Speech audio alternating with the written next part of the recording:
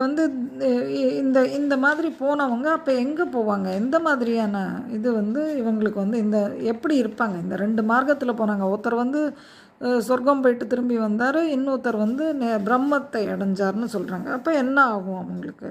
அப்படின்னா, அர்ச்சிர் மார்க்கம். அதாவது அக்னி அக்னி, பகல், சுக்லபக்ஷம், உத்தராயணம் இந்த மாதிரி வழியில போய் பிரம்மத்தை அடைஞ்சவங்க. இந்த அர்ச்சிர் மார்க்கத்தில போனாங்க இல்லையா? அவங்களுக்கு வந்து பரமகதி அடைஞ்சிடும். அவங்களுக்கு மறுபிறவிங்கிற இதுவே வராது. திருப்பி வரணுங்கிற கவலையே கிடையாது. கவலை இல்லாம நிம்மதியா இருப்பாங்க.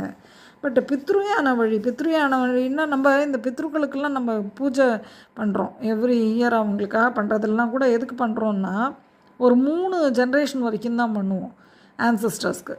எதனால் 3 ஜென்ரேஷன்னா 4வது ஜென்ரேஷன் அவங்க கட்டாயம் தேவயானம் அந்த இதுக்கு போயிருப்பாங்க. அர்ச்சர் மார்க்கத்தில் போயிருப்பாங்க.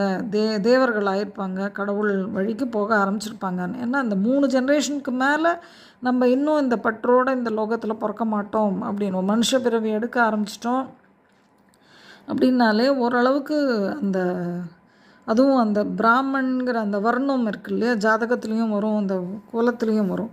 அந்த வர்ணம் வந்துட்டாலே அதுக்கப்புறம் 3 பிறவிகளுக்கு மேலே இந்த பூமியில் திருப்பி பிறக்க மாட்டாங்க. அவங்களுக்கு அந்த இது இருக்காது, பற்று இருக்காது அப்படிங்கிறது ஒரு இது ஐதீகம்.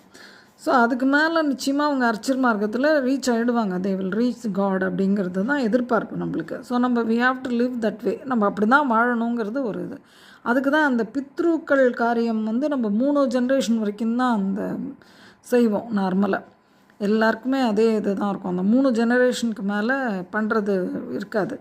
ஸோ மற்ற சில இதில் பார்த்திங்கன்னா வெறும் பித்ருக்களுக்கு அந்தந்த நாளில் ஒரு இது மாத்திரம் பண்ணிடுவாங்க. அது ஏன்னா எப்படியும் அவருக்கு இனிமேல் பல பிறவிகள் இருக்குது அப்படிங்கிற இருக்கக்கூடிய அந்த வர்ணங்களுக்கு வந்து தே வில் டூ. அப்படியே அவங்க ஒரே ஒரு இதுக்கு தான் பண்ணுவாங்க. அந்த 3 இதுக்கு பித்ருக்களுக்கு பண்ணுறது கிடையாது.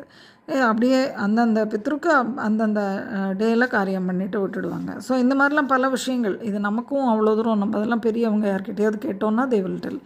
ஸோ அந்த மாதிரி இருக்குது. இப்போ இந்த பித்ரு வழியில் அப்போ மார்க்கத்தில் போகிறவங்க தான் இந்த தூம மார்க்கத்தில் சென்றவர்கள். அப்போ தேவர் அர்ச்சர் மார்க்கத்தில் போனவங்களுக்கும் நம்ம பித்ருக்காரியம் பண்ணுறோமே அப்படின்னா, பித்ருக்காரியம் நம்ம பண்ணினோன்னா அவங்க தேவர்களாக இருந்தாலும் கடவுளாக இருந்தாலும் எப்படி இருந்தாலும் அவங்களுக்கு இது போய் சேருங்கிற நம்பிக்கையோடு தான் நம்ம வந்து பண்ணிட்டு இருக்கோம். அதனால தான் கடவுள்கிட்ட சொல்லி இதை வந்து அவர் எங்கே இருக்கிறாரோ அங்கே வந்து கொண்டு போய் சேர்த்துடுங்கன்னு சொல்லி தான் நம்ம படைக்கிறோம் படைப்புகள்.